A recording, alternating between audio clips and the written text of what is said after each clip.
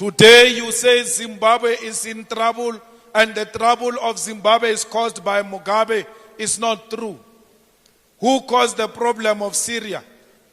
Who caused the problem of Libya? Who's causing the problem of Venezuela, Afghanistan, and Iraq? All those problems were caused by Mugabe. Destabilizing those countries were caused by Mugabe. What is common with all these countries, including Zimbabwe, is the fact that imperialism intervened. And we always know that when imperialism intervenes, it destabilizes countries, and those countries never recover from imperialist intervention.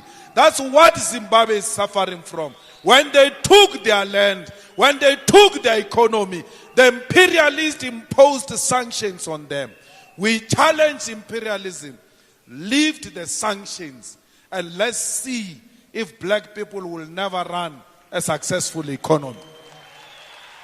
Let the black Zimbabweans fail on their own without imperialism sanctions. We want the sanctions in Zimbabwe removed.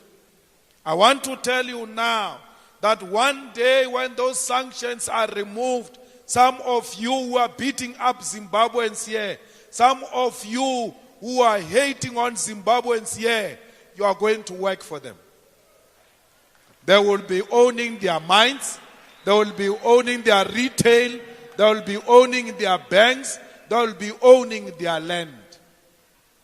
You call them foreigners. What is the definition of a foreigner? A foreigner is a person who comes into your country without papers, doesn't have anything to show.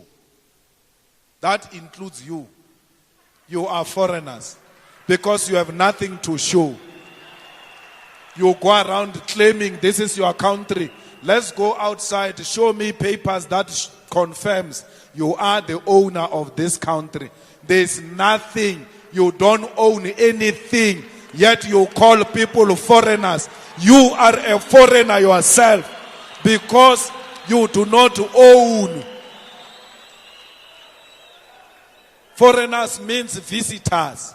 Visitors are people who just come empty-handed with a small bag.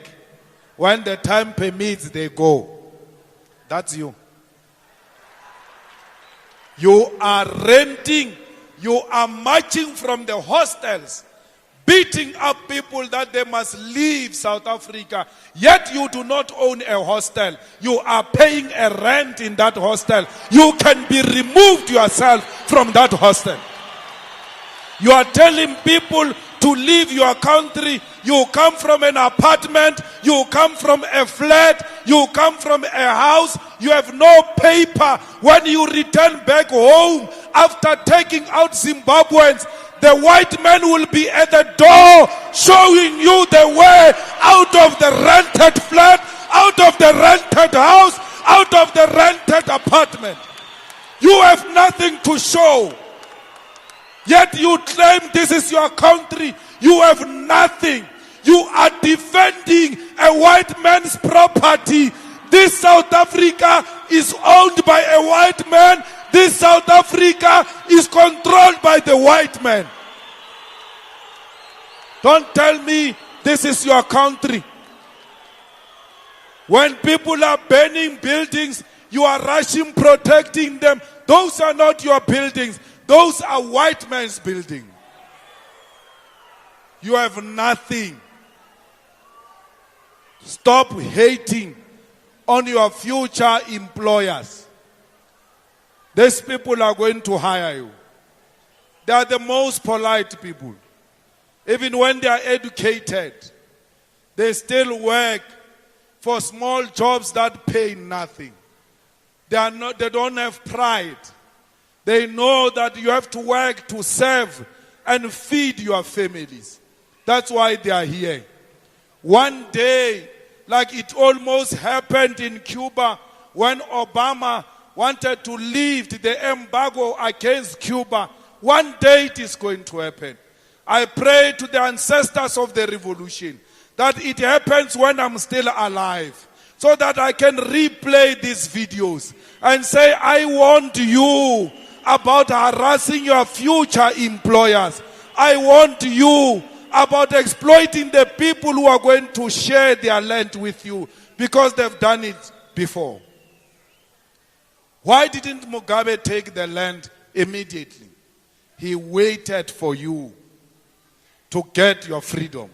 Because had Mugabe take the land immediately, it would have caused a serious problem to a point where South Africa will not be liberated. They were a frontline state. They gave us a passage. They accommodated us. We stayed in their homes. They gave us food. They gave us shelter. They never called us names. Today it's our turn to say thank you. We become animals.